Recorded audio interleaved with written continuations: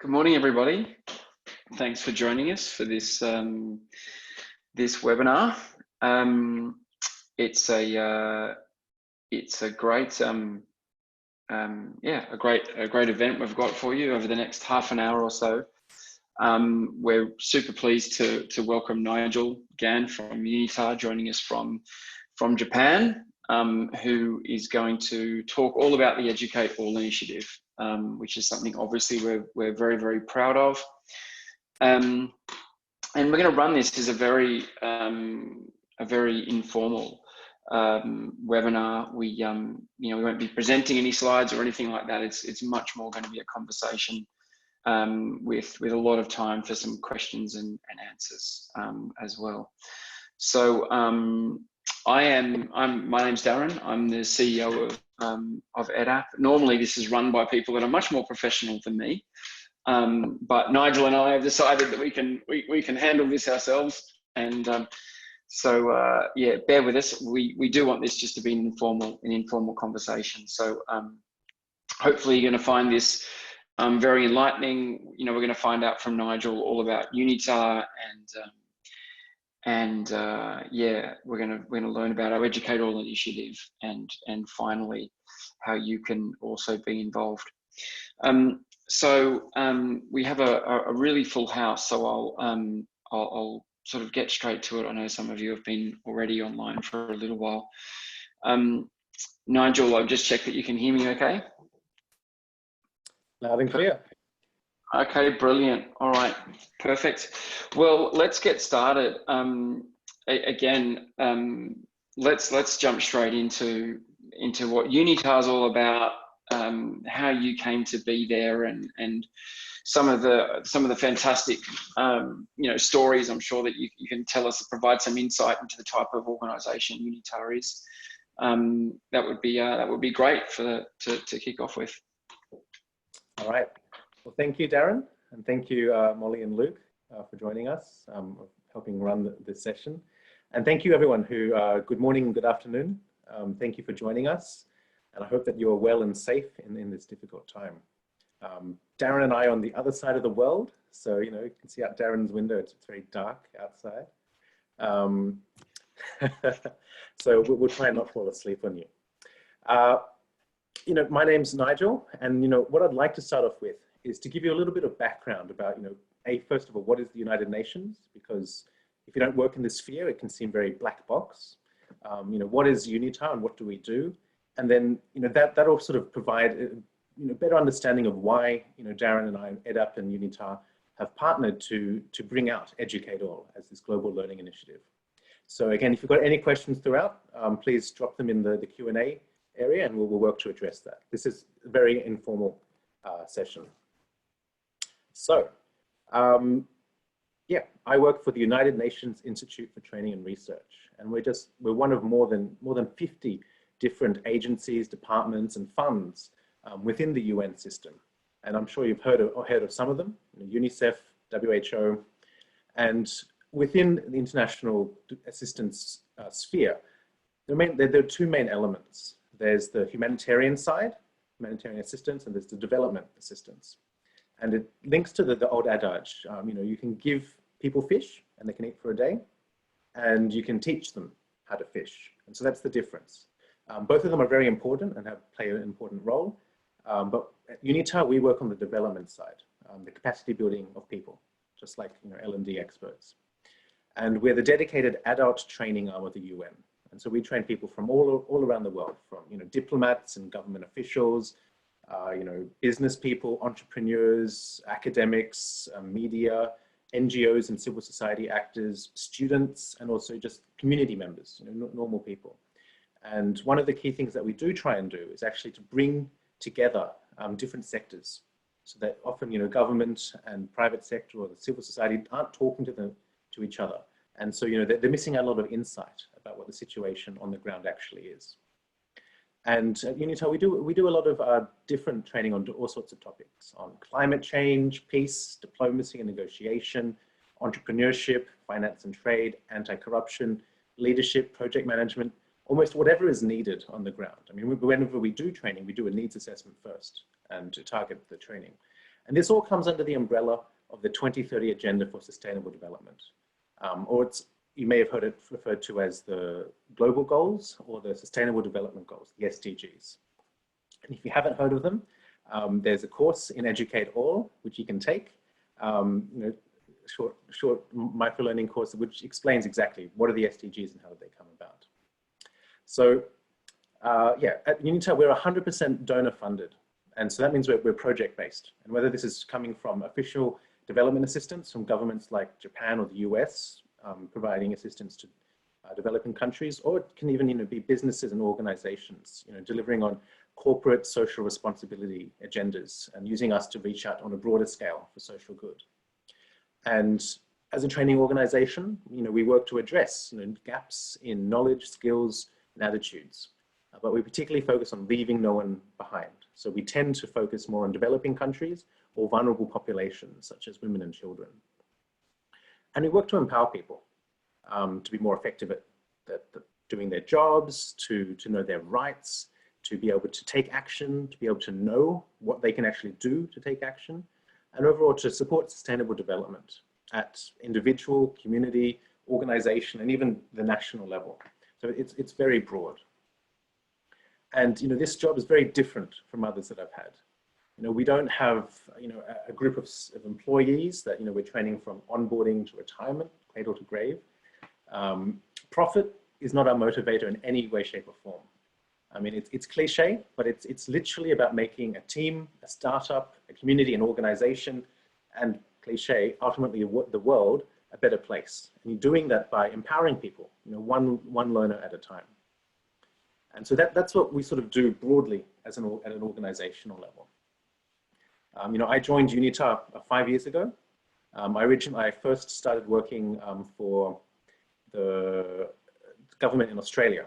I worked with the Department of Justice in information management. And so I first started training as in privacy compliance training. And as you can imagine, privacy compliance is not glamorous. It's very dry. And it's probably one of the most boring mandatory trainings that you can do. But that sort of started off my love affair with L&D, with training. And I did my master's in international relations, international development, and I did an internship with UNITAR. And that's actually where I started. And I was about to finish my master's, go back to Australia to work for the government again. And I participated in a workshop. And this workshop was the culmination of about 6 months of training of Afghans, a group of Afghan government officials and private sector professionals. And at the end of the workshop, they'd learned all these different concepts about leadership, team development, project management, and they were so enthused. They were, they're about to go back. They'd been in Japan.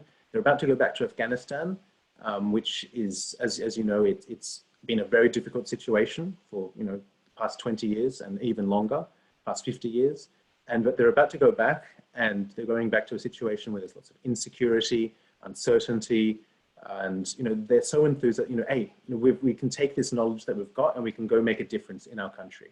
And sort of that really struck me. And so I turned down the job in Australia and stayed with UNITAR. Well, they offered me a job, so I stayed. And that really stood out, making a difference. And so now at the UNITAR in the Hiroshima office, I wear a few hats: project manager, training manager. I run the media and communications team, instructional designer, and there's never a dull moment.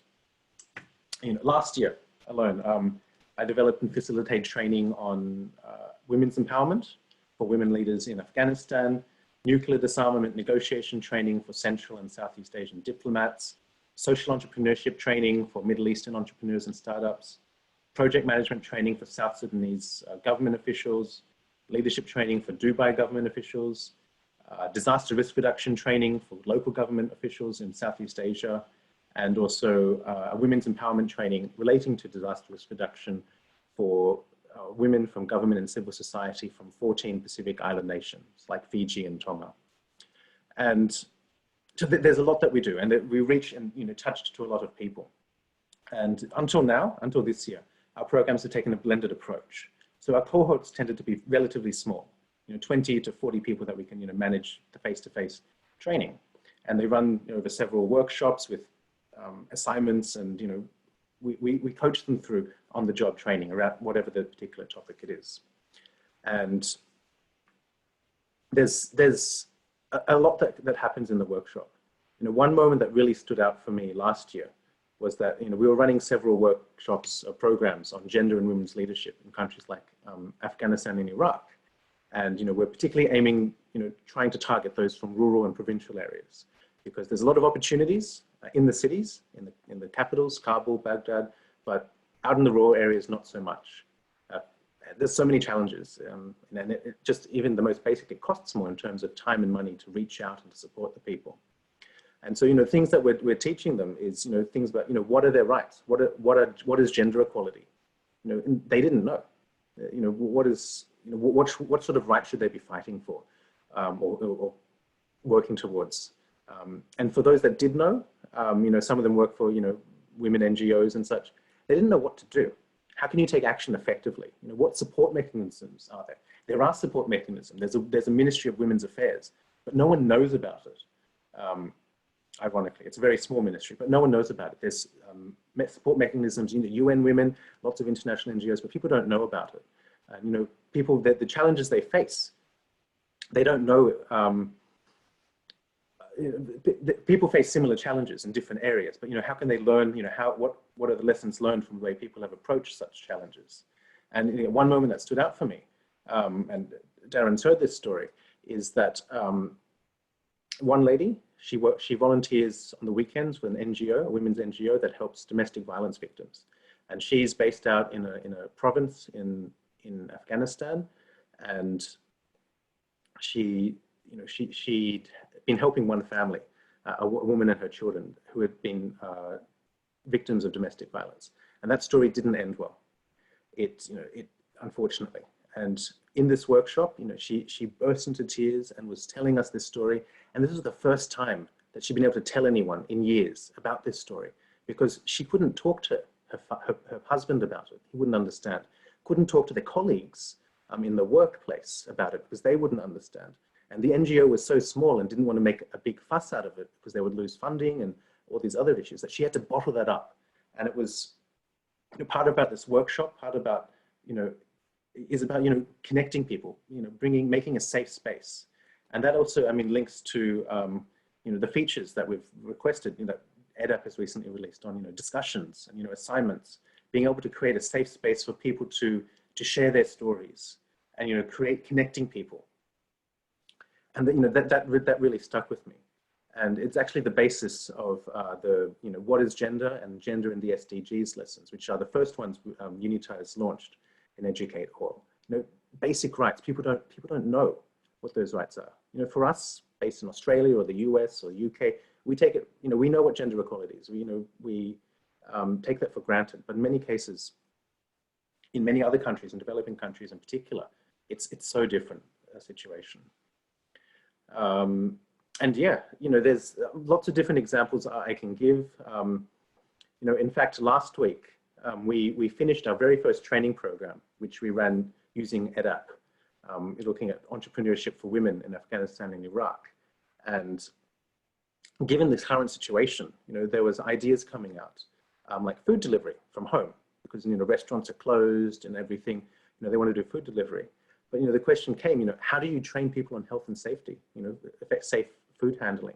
How do you do that? And that, that really fits into, what Educate All can do, is being able to, taking, best practices from other countries, training and, giving and providing it to people in countries like Afghanistan, in developing countries in Africa and such. So, that really stuck with me. How can we, take what's worked in other countries, what are the lessons learned? How can we empower people to take an idea, to be able to effectively approach their boss, their local government, an NGO, or an investor, and pitch that idea to them, or give them the knowledge that they can take forward. And so that's really what UNITAR is about, is to empower people. giving them, linking them to whatever it is that they need, giving them knowledge, giving them the confidence to be able to take forward. And so that's really what we've reached out to. And Darren's going to talk about how this came forward, but this is really about being able to provide education to everyone. That's a great overview. Thanks very much, Nigel. That was great. And yeah, as Nigel hinted at, we wanted to share a little bit about how this came together, and largely, as most of you will be aware, EdApp has been very successful in the corporate environment. And you know, we've sort of joked a little bit that we've shaped this product in the boardrooms of Europe and the United States and other areas of the world. But we began to see EdApp being used by NGOs around the world, particularly in areas like Haiti, the Dominican Republic, and some other areas of Africa. And we realized that, there was probably some more we could do here. And the more that we learnt about the learning and development industry, and the more knowledge that we saw that's locked up in many organizations, particularly in the developed world, it did sort of start to highlight to us that there is an opportunity here to really take some great work that's being done, and that includes by people like Nigel and his colleagues at the UN and UNITAR, and being able to amplify that. How can we take great knowledge that exists, and how can we amplify it and allow access to millions, which is our mission. And the idea for Educate All then began to grow out of discussions with particularly with Nigel and with his team on looking at, the UN has got, and UNITAR, this fantastic courseware. And for those of you that haven't had a look at it, I would really encourage you to. It's absolutely fantastic. How do we take the work that's been done, these really valuable pieces of content, and be able to amplify that? And so the discussion started on, well, look, if we could allow individual learners access to this all over the world for free forever, and they just need a way to be able to access EdApp as an individual learner, identify themselves as such, and then go and explore that library, that would be an amazing result. And we can start taking the wonderful content that we have, and then being able to combine that with people that have a desire to learn. We then went a little bit further and talked about, look, there'll be also people that are in small teams or teams of any size that again would love access to the tool, that probably can't afford it, or they don't have the resources. And that could be in both the developed and the developing world, and I'll talk about that in just a second. If we were able to provide them access to our tool to do everything almost that the corporate customer is able to do, but with one key difference, and that key difference being that if they want to use the tool, then they must also be contributing. And we do that by allowing Educate All also as a product for teams, but they must contribute to the community in that any content that they publish for their own teams also flows out into the global library, which in turn makes that global library even more powerful for the individual learners anywhere around the world. So we're really satisfied with the product that we've been able to create, and now knowing that we will be able to take great products from people like, and great content from people like UNITAR, and be able to not only have individual learners taking that, but also then other teams using it and saying, fantastic, I can put this courseware in my account, and I can then go and share that with my learners, and anything that they publish also then flows into that content library and keeps it rich and keeps it relevant. And then I just wanted to also talk about what I hinted at when we talked about the developed world.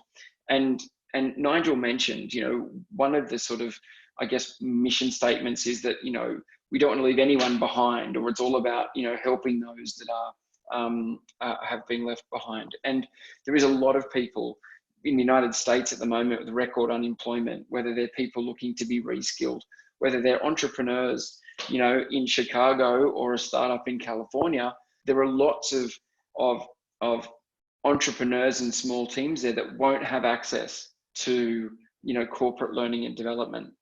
And so hence, they also become a user of Educate All, and we're absolutely encouraging not just the developing world to be able to use Educate All, but also those teams that are, that are smaller, that don't have the access to learning, that the rest of us might enjoy being a part of the, the corporate L&D community.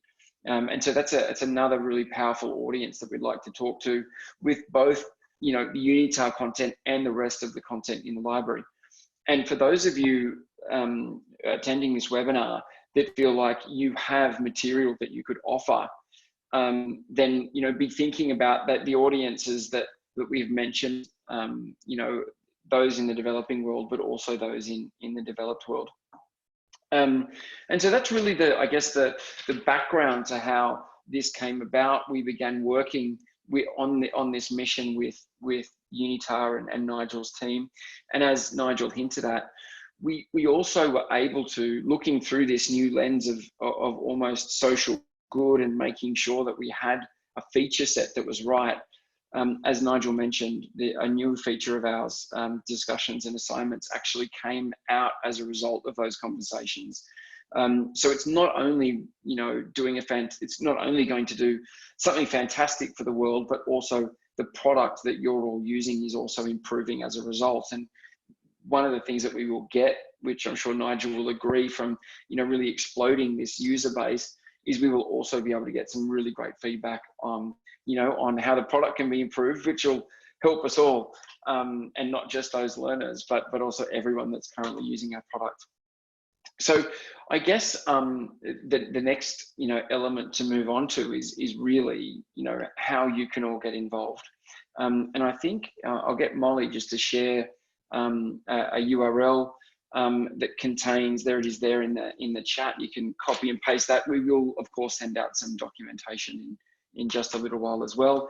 But that's a site there that contains a lot of the background information. It talks about our goals, the types of courseware we're looking for. We're more than happy to discuss with anyone, the nuances of the courseware we're looking for, but there's some very broad elements there that will really give you a steer on that. And there's a wealth of instructions there on how to get involved, and even if you're a current customer of ours, setting you up a dedicated account. So from that account, we can share content out into the global library. We're very, very excited about, the initiative. Obviously, we received some wonderful press. We had I think it was the Assistant Secretary General of the UN, wasn't it, Nigel? Appeared on Sky News in the UK last Tuesday or Wednesday. We have some more wonderful press coming out. So there are some really great partners helping us make sure that we amplify this message, and that we do make sure that we have, significant contributions from everyone. I would really encourage, for those of you that have content that you think, isn't, doesn't have any IP concerns, it is content that you would be happy to share. Normally, the soft skills training is that is most easily shared, because it is so broad and has the ability to be, highly applicable for everyone. Building successful teams and successful project management, and all of these various courses that we can really utilize to help out, small teams and individual learners all over the world. So look, we're super excited about it. That was really, covering, I guess, in 25 minutes what Educate's all about, and yeah, I guess an overview from Nigel and myself. If we will now sort of be open to questions, and what we have been running when we've been running this webinar series is actually just reading out the critical questions and sharing those with everybody, so that everyone can see or hear from us on those answers live. If there's any questions at all, then don't hesitate to use the chat feature or the Q&A feature here on Zoom. We really feel it's a program that's we're hoping, as we said, to educate millions around the world, and to make this tool available to those small teams that I mentioned. So just I'll start going through some of the questions now, and start talking about them. So there's a question here that will teams have access to all the features? And the simple answer is yes. It's not a feature reduced product. The point of this question is to make it more, to make it simpler. The first iteration of Educate All really is, it's exactly the same product, with the only difference being, as I mentioned, the sort of public nature of anything that's published. There are a couple of elements that are different, but nothing significant. It's only the only things that are different is where we're a little bit nervous about the scale and therefore the impact on our platform. So primarily it's exactly the same product. Then in terms of, there's some questions here around quality control, which are obviously questions that are dear to us. We do have some curation going on in the public library, but importantly also we will be implementing ratings and reviews. And if there's anyone in my engineering team on the line, they will be currently groaning because they know that that's the next element that they're working on. But we will be, we do have some features in there on, flagging is inappropriate. We will have quickly the ability for learners to review courseware, to leave written reviews. And what we will get very good at is floating the best content up to the top, making it the most discoverable. Like any sort of, whilst it's not quite a marketplace, like anything like Airbnb and other sort of marketplace products, we do rely on that. We will rely on that review system to really make sure we bring the fantastic content up to the top for everyone to surface. And again, that should be released, in the very near future. Right now, we do have quite a lot of editing, and I would say editorial, to make sure that the content that is in there is fantastic. And I think for anyone that's been to the library recently, will see just how much it's growing and all the fantastic content that is there. And I would encourage you all to do that. There are some more questions here. This one's to all panelists about a lack of technology. And I might actually get Nigel to answer this, because I'm sure he would be dying to jump in here to talk about his experience in places like Africa. Yeah, I mean, thanks, Pete. That's a really good question. And in fact, when I was looking, I mean, we were pivoting, doing a digital pivot last year, which is when we reached out to EdApp. And one of the key things was, how do we ensure that countries with a lack of technology or limited technology access the platform? And that was one of the things I had to check off. And one of the key features of EdApp is the offline access, so that the lessons can be, they can go to a Wi-Fi spot or at work, download it, and they can do it then anytime. But also, I mean, linking to they have a lack of technology. In the places like Africa, 50% more people have access to a smartphone than a desktop. So that if we want to reach out to people in developing countries or in continents like Africa, there's more chance that we're able to get they'll be able to access the learning via a mobile phone. Via 50% more people have access. And looking globally, 2 billion people currently access the internet solely via their smartphone, just via their smartphone. And that's expected to double to nearly 4 billion by 2025. And so, if that was one of the things I was looking at is, if we want to reach those people that, leave no one behind, which is one of the mantras of the UN, or reach the furthest behind first, mobile technology is the way to go. And I mean, linking to that also is this microlearning, this feature of microlearning. People don't have time. I was reading a report that's saying that the average working person only has 20 minutes a week to spend on upskilling themselves. So that's not a lot of time. So the traditional 45-minute, 60-minute e-learning course just doesn't cut it anymore. And if we're thinking about people in wanting to take a course on a mobile, microlearning is really where it needs to be at. So it's short snippets of knowledge that they can learn something, learn a concept. It's chunking down the concepts right down. You take a 5-10 minute lesson, bang, you can start implementing that. And then if it's part of a broader course or series of a playlist of courses or such, you can slowly upskill yourself, and without having to sit down and think, oh, I need to do this 60-minute course, or, some of the other larger platforms, you have to spend, 4 weeks, 4 to 8 hours, per week to be able to do the course. So that's really, I think, this mobile approach, and that's why, why we started originally with EdApp. We originally were just a client of EdApp, and then through our discussions with Darren and his team, it was about, hey, we've got this opportunity here, and this is a really good tool that we can take forward to reach out and to empower learners around the world. Thanks, Nigel. There's some questions here on also language, and it's one that we've been talking about, whether or not the courseware is, at the moment in the core of the library will remain in English. And obviously there are, many of the people we want to talk to, English potentially won't be their first language.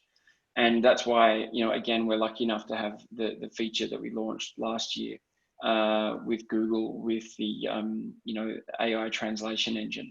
And so that will be able to be used to translate courseware, to make sure that we do have courseware in relevant languages.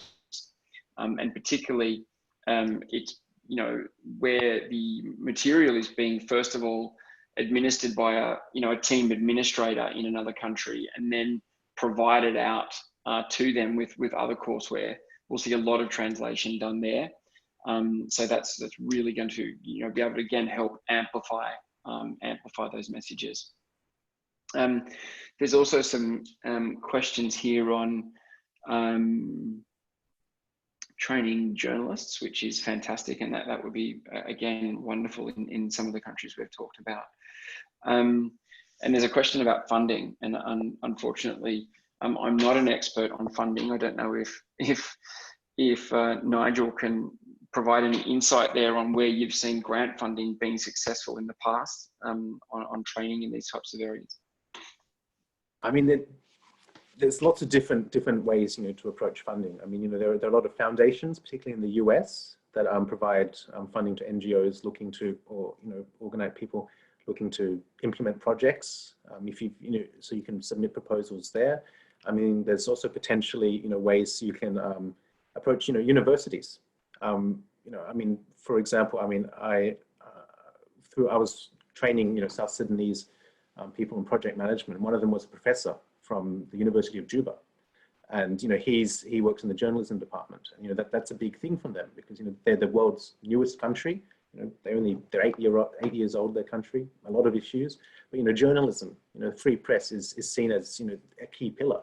So there might be opportunities through there. If you reach out to particular universities and such, journalism departments, and then they might have funding, or work with other NGOs or international organizations. So yeah, I mean, happy to talk more about this separately, but there's a lot of different ways to approach it, and great work that you've been doing. Training journalists is important. Fantastic. Well, that's the half an hour up. I would like to thank Nigel again for joining us. As I say, we are going to send out a small note again with the URL and some other questions. If you wanted to ask any questions, for those of you that have current relationships with EdApp, then please reach out to your lovely customer success manager, who I'm sure you have on speed dial. And otherwise, using hello@edapp will be an appropriate way also to get in touch. As we say, we look forward to hopefully talking to some of you about contributions. That would be fantastic. And I think that's all from me. So stay safe, everyone. Thanks again, Nigel. Thanks to the team for setting this up. And yeah, thank you everyone for attending. Thank you, everyone. Have a great day. Stay safe, stay sane. Cheers. Bye-bye.